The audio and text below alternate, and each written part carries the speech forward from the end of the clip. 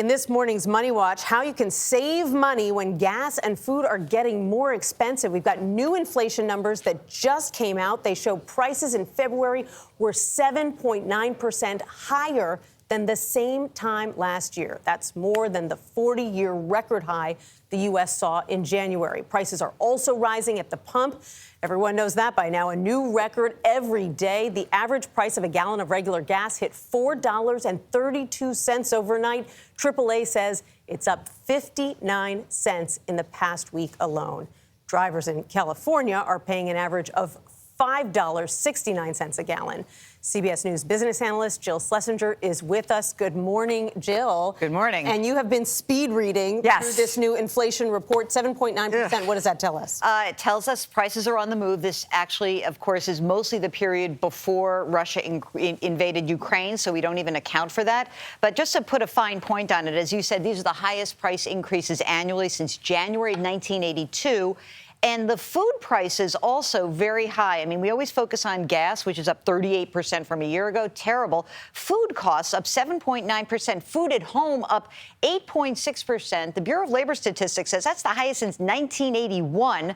And when you go down and you drill down through all these numbers, it sort of feels like everything's going up, and it's only going to get worse. And the White House keeps telling us prices are going to come down. They're going to come down.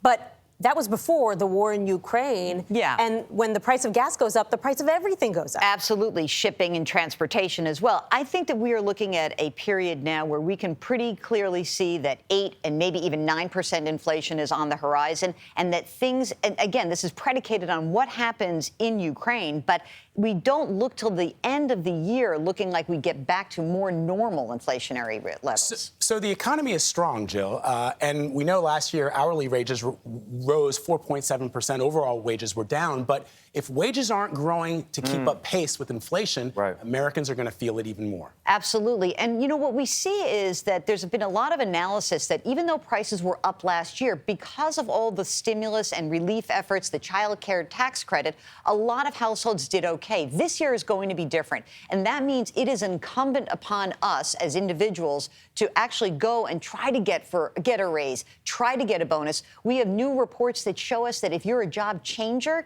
if you change jobs, you're going to get a better raise than if you just stick around. I know that's hard for a lot of folks, but you've got to at least look, maybe get a bonus, maybe work from home a couple days a week if possible, because that will at least ease up on your gas and your commuting costs. Okay, so that might be an easy way to save a little money at the pump. What about the grocery store? If wheat prices are going up, that means that trip to the grocery store is going to be costly. Any advice there? Yeah, absolutely. You know, I was doing some research for this. I found out that the whole idea of generic and private label branding came about in the 1970s spike of inflation. So if you can go to generics, it is a huge help. And we're talking, generics are now about 20% of the total of sales in the grocery store. Obviously, buying in bulk and checking in sales. You may want to actually carb up a little bit, skip the proteins. I just see in this report that meats, poultry, fish, and eggs up 13%. So a lot of people are trying to do meatless Mondays to help out. Listen, as a son of two parents who worked 9 to 5s plus overtime and raised 4 boys,